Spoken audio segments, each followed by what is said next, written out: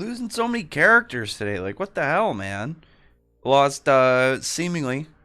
Like, Dante went, maybe not dead. Dante went down, potentially. Like, Aki went down, potentially dead.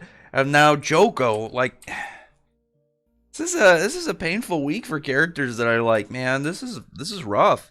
But as it were, the end of the last chapter, Sukuna, brought out these flames to go against Jogo to try and like mess with him with his own element.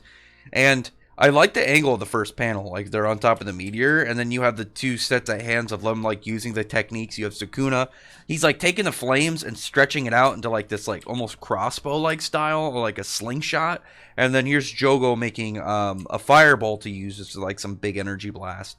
And here's the thing, legitimately, like this whole scene was completely brushed, like it was skipped over, but I think it was fine doing that because we know that Sukuna is so drastically above Jogo. It didn't really matter to see the fight. It was done more in like a very emotional way, and when you realize like why it's doing it, like it shows Hanami and Dagon, and they're just kind of like hanging out, like they're pretty much dead. And when you think about it, it's like, oh yeah, they're seeing that, like he's seeing them because he's also dead. Like it was not going well for them at all. Like he was not going to survive this fight with Sukuna to any degree. Like I think that much was obvious. But they're talking about how like death is like the thing that humans are like death is the mirror for humans, and Mahito is that mirror. He's that opposing opposite. And that reflection of exactly like what they cause and what they can create essentially. And that's why they like to they put Mahito as the leader. They wanted to kind of like build it up, make him stronger, and he will keep growing more and more and more. So that's good. I like that it's put up that Mahito is going to stick around. I do really like Mahito. I think he's a really really interesting character. And as much as I like Jogo doesn't have the same level of kind of like presentation and influence that Mahito has.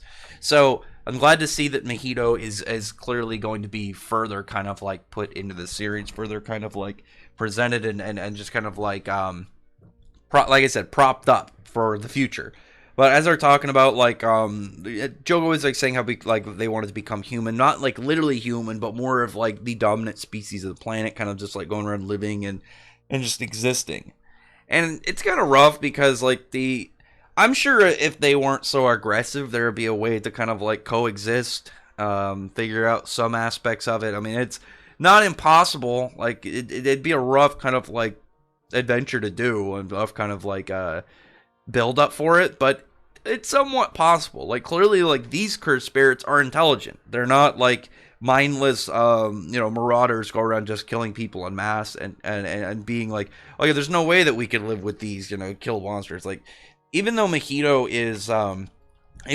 is dangerous, he's very, very intelligent. He's very human-like. They've all got they've got enough intelligence and enough kind of like morality and are, I don't want to say humane enough. They've got enough of that kind of like existence and kind of just like semblance of being a person enough that like if you could convince them like, hey, all you gotta do is like not try and kill us, and we could be cool with each other, then I'm sure that he could. Like they have like pacts with the humans, some certain humans, but it's not the same. I don't know.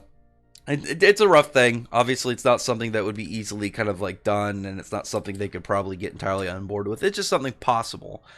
But after that point, like I do like that that Sukuna has like a good moment with him near the end when he's like saying how out of all this people that he's gone up against, like he's not that bad compared to those that he's fought before. And he's like, you're strong. So like Jogo gets something in that last moment. He got some tears rolling down his face. He's probably never shed a tear before. And he's like, what is this? And Sukuna's like, I don't know. I don't really know what that is. So Sukuna probably hasn't had that more like soft human, the kind of like emotion run through him. Like he's probably only had this kind of like craziness. And I did really like that. I like that kind of like last moment kind of thing with Jogo. And they mentioned earlier that they'll be reborn, but they won't be exactly who they are now. So it'll be like we could get essentially like the same concepts of like these these cursed spirits based off of like aspects of nature like Jogo, Dagon, and Hanami. but they aren't going to really be that character. It's more like the concept of where that fear kind of stems out of. So it's something that probably as well like messes with them, instead of just like the tranquility of death and it being over.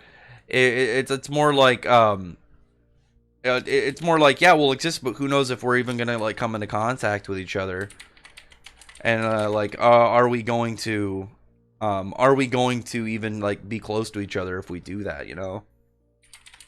Like we could be around, but who knows if we're even gonna kind of get along and have the same kind of moments that we're having now. And it's probably really, you know, messes with their head a bit. But after that point, like, it's just Jogo charred and cinders, and I actually really like this last part. I was thinking about making this the panel, but I couldn't work it out as much as I liked it. It was like you have that character, that woman who's got like the seemingly white hair. It could be a different color with like the black banding around it in the back.